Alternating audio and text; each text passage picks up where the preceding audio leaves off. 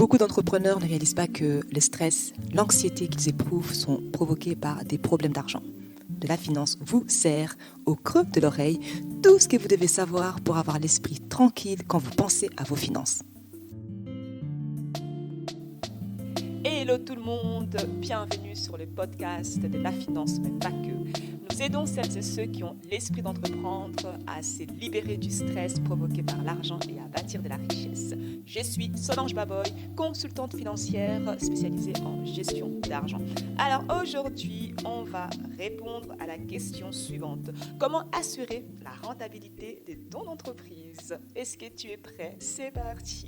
Il est très important quand on lance un business de s'assurer que notre activité est rentable et qu'elle va nous permettre de gagner de l'argent. On ne va pas se mentir, on lance généralement son entreprise parce qu'on veut gagner beaucoup d'argent pour mettre en sécurité sa famille, réaliser ses rêves, aider sa communauté. Pour cela, il est important de faire un budget. Un budget, c'est tout simplement reprendre de manière récapitulative d'un côté les dépenses que vous allez avoir pour votre business, les revenus que vous allez engranger et puis calculer les résultats. C'est-à-dire revenus moins dépenses, ça vous donne un résultat. Pour avoir un business rentable, il faut que ces résultats soient positifs. S'il est zéro, ça veut dire que vous ne gagnez rien, que vous ne perdez rien. S'il est négatif, ça veut dire que vous êtes en perte et que vous ne gagnez pas du tout d'argent. Notre objectif, bien sûr, c'est que vous puissiez avoir un résultat positif, le plus positif possible.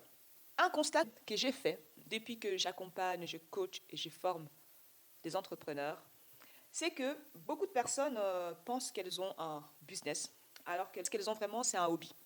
Je m'explique.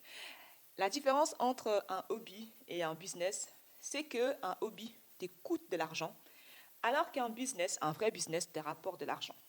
Mais comme certains hobbies, business, font rentrer de l'argent, les gens peuvent se tromper en croyant qu'ils gagnent de l'argent.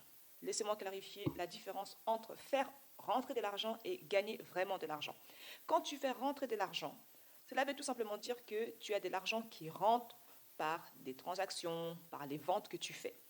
Et gagner de l'argent veut dire que ton business fait rentrer plus d'argent qu'il n'en dépense. Cela veut dire que tu fais un bénéfice. Ça n'a aucune importance combien d'argent rentre, mais tant que tu ne fais pas de bénéfices, tu ne gagnes rien. Prenons un exemple pratico-pratique. Supposons que tu dépenses 1 000 euros par mois pour faire tourner ton business et que tu fais rentrer 1 000 euros par mois de revenus total. Tu as un hobby, pas un business. Le bénéfice n'est pas seulement nécessaire pour la survie de ton business, mais c'est aussi un indicateur de la santé de ton entreprise. Ton bénéfice, en fait, est la mesure de ta réussite. Quand tu fais des bons bénéfices, des bons profits, ton business se porte bien. Tes coûts sont bas et tes revenus sont élevés. Par contre, des faibles bénéfices veulent dire que tes coûts sont élevés et tes revenus super bas. Et moi, j'ai envie que tu dégages un bénéfice. Ainsi, tu as plus d'argent et plus d'options pour grandir, pour te développer et atteindre tes objectifs. La tâche que j'ai pour toi aujourd'hui, c'est de tout simplement faire une liste de toutes les dépenses que tu as pour ton business.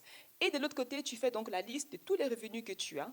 Et puis, tu fais la différence entre tes revenus et tes dépenses et regarder si ces résultats sont positifs ou négatifs. C'est tout pour aujourd'hui. Je vous donne rendez-vous au prochain épisode. En attendant, prenez bien soin de votre argent et que la paix financière soit avec vous. Bye! Pour que l'argent ne soit plus une source de stress, apprends à le gérer grâce à de la finance.